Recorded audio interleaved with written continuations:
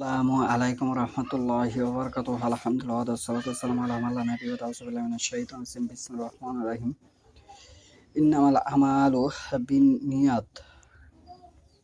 আজকের বক্তব্যের বিষয় হলো হিজরত সম্পর্কে কোরআন এবং হাদিসে এ বিষয়ে কি বলে। আমি যে হাদিসটা তেলাওয়াত করেছি সহিহুল বুখারীর প্রথম খণ্ড প্রথম হাদিস ১ নম্বর হাদিস। আল কামা ইবনু ওয়াক্কাস আল-লাইসি রাদিয়াল্লাহু আনহু হতে বর্ণিত, আমি উমর ইবনুল খাত্তাব রাদিয়াল্লাহু আনহুকে মিম্বরের উপর দাঁড়িয়ে বলতে শুনেছি, আমি আল্লাহর রাসূল সাল্লামকে বলতে শুনেছি, কাজের প্রাপ্য হবে নিয়ত অনুযায়ী, আর মানুষ তার নিয়ত অনুযায়ী প্রতিফল পাবে। তাই যার হিজরত হবে ইহকাল লাভের অথবা কোনো মহিলাকে বিবাহ করার উদ্দেশ্যে, তবে তার হিজরত সে উদ্দেশ্যেই হবে যে জন্য সে হিজরত করেছে। এই হাদিসটি একেবারেই বিশুদ্ধ হাদিস। এর বিপরীত আরেকটি হাদিস আছে সহিহুল বুখারীর ৩ নম্বর খণ্ডে,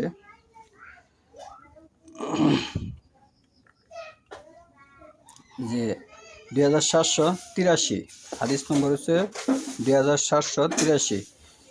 ইবনু আব্বাস রাদিয়াল্লাহু হতে বর্ণিত, তিনি বলেন, আল্লাহ রাসূল সাল্লাল্লাহু আলাইহি ওয়াসাল্লাম বলেছেন, মক্কা বিজয়ের পর আর হিজরত নেই, বরং রয়েছে কেবল জিহাদ ও নিয়ত। যখন তোমাদের জিহাদের ডাক দেওয়া হয় তখন বেরিয়ে পড়ো। সহিহুল বুখারীর প্রথম যে হাদিসটা আল কামা ইবনু ওয়াক্কাস আল-লাইসি বর্ণনা করেছেন, সেই হাদিসটি চলমান, সেটি হচ্ছে মাওকুফ হাদিস। আর সহিহুল বুখারীর ৩ নম্বর খণ্ডে 2783 নম্বর যে হাদিসটি, সেটি হচ্ছে মুত্তাওয়াতির হাদিস। যারা হাদিস বিশারদ, হাদিসের যে কত মান ও নির্ণয়, যারা এই বিষয়ে বুঝে, এই দুইটার পার্থক্য তারা বুঝবে। মুত্তাওয়াতির হাদিস ওই হাদিসকে বলা হয় যে অধিক সংখ্যক রিওয়ায়াতকারী যে হাদিস বর্ণনা করেছেন বিভিন্ন পর্যায়ে, তাদেরকে মুত্তাওয়াতির হাদিস বলে। আর মাওকুফ হাদিস ওই পর্যায়ে হাদিসকে বলা হয় যে হাদিসের সনদ সাহাবী পর্যন্ত যে পৌঁছেছে। সহিহুল বুখারী ৩ নম্বর খণ্ডে 2783 নম্বর হাদিসে এসে সহিহুল বুখারী প্রথম খণ্ডের প্রথম হাদিস জোরদার, শক্তিশালী, সবচেয়ে বেশি। এ বিষয়ে আল কোরআনে ৩ নম্বর সূরা আলে ইমরান ১৯৫ নম্বর আয়াতে আল্লাহ বলতেছে যে যারা হিজরত করে, নারী হোক পুরুষ হোক,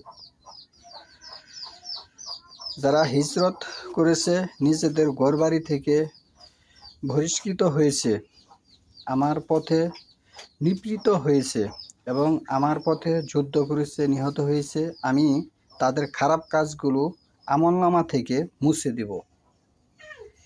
হিজরত যদি কেউ হিজরত করে, তাহলে তার খারাপ কাজগুলো আমলনামা থেকে মুছে দিবে। এটা আল্লাহ বলতেছে। কুতি ইলু যুদ্ধগুলো লাউ কাফিরান্না, খারাপ কাজ, আলা আনহুম সাইআতিহিম, যারা শব্দের অর্থ বুঝে, সাইআতিহিম শব্দের অর্থ তারা বুঝবে, এটি খারাপ কাজ, সেটা আল্লাহ মুছে দিবেন। এবং আল্লাহ আরো বলতেছে সূরা নিসার মধ্যে ১০০ নম্বর আয়াত, ৪ নম্বর সূরা ১০০ নম্বর আয়াত, যে ব্যক্তি আল্লাহর পথে হিজরত করে সে পৃথিবীতে অনেক আশ্রয়স্থল প্রাচুর্য লাভ করবে। আর যে ব্যক্তি আল্লাহ ও তার রাসূলের উদ্দেশ্যে হিজরত করে নিজের ঘর থেকে বের হয়, তারপর হিজরতে থাকা অবস্থায় মারা যায়, তাকে পুরস্কৃত করা আল্লাহর দায়িত্ব হয়ে যায়। আল্লাহ তো ক্ষমাশীল। পৃথিবীতে এমন কোনো আবাদত নেই যে আবাদতের দায়িত্ব আল্লাহ নিজে নিয়েছে। এই কথা আল্লাহ এখানে বোঝাইছেন যে আমি যে হিজরত করবে হিজরত করা অবস্থায় যদি সে মারা যায়, তার দায়িত্ব আল্লাহ নিজে বহন করেছে। পৃথিবীতে এটি সবচেয়ে কোরআনের দিক দিয়ে একটি নির্ভরশীল তথ্য বহন করে। যে আমলের দায়িত্বে, যে আমলের কারণে সে জান্নাত অবধারিত হবে, আল্লাহর দায়িত্বে সে পৌঁছে যায়। এবং আরো আল্লাহ বলতেছে যে সূরা আনফাল ৭২ নম্বর আয়াত, ৮ নম্বর সূরার ৭২ নম্বর আয়াতে আল্লাহ বলতেছে, যারা ঈমান এনেছে, হিজরত করেছে, নিজেদের জানমাল দিয়ে আল্লাহর পথে জিহাদ করেছে, সংগ্রাম করেছে, চেষ্টা করেছে, যারা তাদের আশ্রয় দিয়েছে ও সাহায্য করেছে, তারা সবাই একে অপরের মিত্র। আর যারা ঈমান এনেছে কিন্তু হিজরত করেনি, তাদের প্রতি তোমাদের কোনো দায়িত্ব নেই। একজন ব্যক্তি ঈমান এনেছে কিন্তু হিজরত করেনি, তাদের সাথে যারা হিজরত করেছে তাদের কোনো সম্পর্ক নেই। সূরা আনফাল ৭২ নম্বর আয়াত। আল্লাহ আরও বলতেছে সূরা নাহলের ১৬ নম্বর সূরার ১১০ নম্বর আয়াতে, যারা নির্যাতন ভোগের পর হিজরত করেছে, তারপর জিহাদ করেছে ও ধৈর্য ধরেছে, তাদের জন্য সব কিছুর পরে অবশ্যই তোমার প্রভু ক্ষমাশীল ও পরম দয়ালু। লা গাফুরুর রাহিম, আল্লাহ পরম ক্ষমাশীল দয়ালু। হিজরতের বিষয়ে সূরা নিসার মধ্যে আল্লাহ বলতেছে যে